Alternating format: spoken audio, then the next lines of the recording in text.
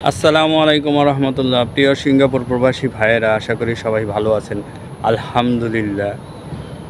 আজকে ইতিমধ্যে আপনারা অবগত হয়েছেন যে দুই বাংলাদেশি ভাই জাল নোট রাখার অপরাধে গ্রেপ্তার হয়েছেন। আজকে আপনাদের সাথে আমি বিস্তারিতভাবে শেয়ার করব।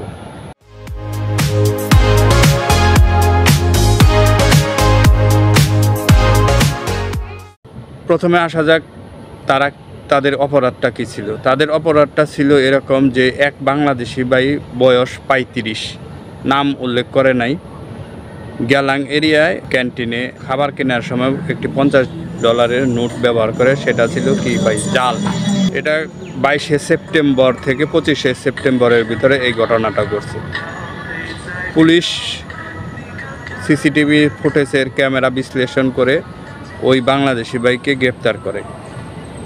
তার দেওয়া তথ্য মতে আরেক বাংলাদেশি ভাই বয়স 33, তাকেও গ্রেপ্তার করে এবং তার কাছে কিন্তু 12টি জাল নোট পাওয়া গেছে। প্রমাণস্বরূপ সেই 12টি জাল নোট জব্দ করেছে পুলিশ। এখন আসি আসল কথায়।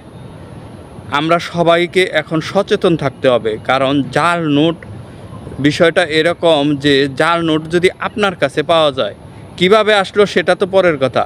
আপনার কাছে পাওয়া গেলে বা আমার কাছে পাওয়া গেলে, যার কাছেই পাওয়া যাক, সিঙ্গাপুরে পেনাল কোড যেটা 1871 অর্থাৎ 1871 সালের যে পেনাল কোড, তাতে বলা আছে যে জাল নোট রাখার অপরাধে গ্রেপ্তার হবেন এবং যদি প্রমাণিত হয় দণ্ডিত হবেন, 15 বছরের জেল হবে এবং জরিমানা হবে। এটা হচ্ছে শুধু রাখার অপরাধে। আমাকে অবশ্যই দেখে নিতে হবে এটা জাল নোট কিনা। সবাইকে পুলিশ এজন্য সচেতন থাকতে বলেছে। আর যদি জাল নোট পাওয়া যায় তাহলে সাথে সাথে পুলিশকে খবর দিতে হবে। ভিডিওর এই পর্যায়ে একটু বিরতি নিচ্ছি। আমার পেজের বন্ধুরা আমার ভিডিও শুধু দেখে, কেউ ফলো করে না।